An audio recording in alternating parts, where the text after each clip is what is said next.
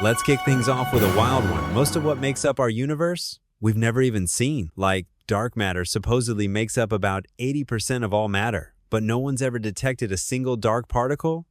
Isn't that a bit mind-boggling? Honestly, it's one of the weirdest facts in cosmology.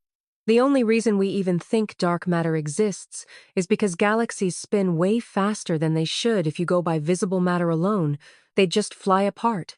So physicists needed some kind of invisible glue to make the math work. That invisible glue idea totally feels like a patch, doesn't it?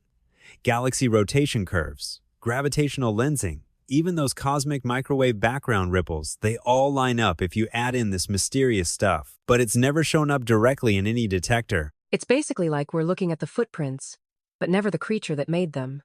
And every time someone builds a new detector, cryogenic, deep underground, even in space they come up empty. Still, the math checks out if you just assume dark matter's there. It's strange, but everyone plays along. Thinking about invisible ingredients, dark energy is even weirder to me. Not only do we need extra mass, we also need a missing force to explain why the universe's expansion is speeding up. It's like, first we needed glue, and now we need some cosmic anti-gravity. Yeah, dark energy gets drafted in to explain that whole acceleration thing without it. Observations from supernovae just make zero sense. But, just like with dark matter, we don't have any direct evidence. It's more like, hey, let's stick this in so the numbers behave.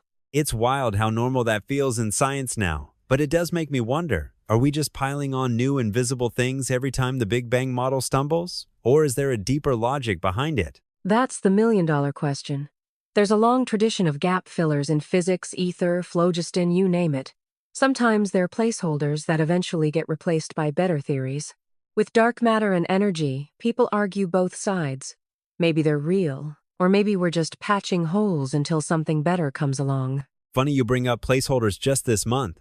A researcher from Ottawa suggested dark matter and energy might not even exist. Rajendra Gupta calls them illusions and thinks a new equation could explain everything without these unseen things. That's such a gutsy claim. I read that paper too. Gupta's approach tweaks the equations so well-known effects like galaxy rotation don't need dark matter to make sense. It's bold. And honestly, it reminds me of when the whole ether idea was dropped once relativity came in. Do you think we're on the edge of another big paradigm shift? There's always this tension. Are we missing something real or just clinging to neat explanations? Part of me hopes so. It's exciting to imagine that in a decade we might look back and laugh at how certain we were about dark matter.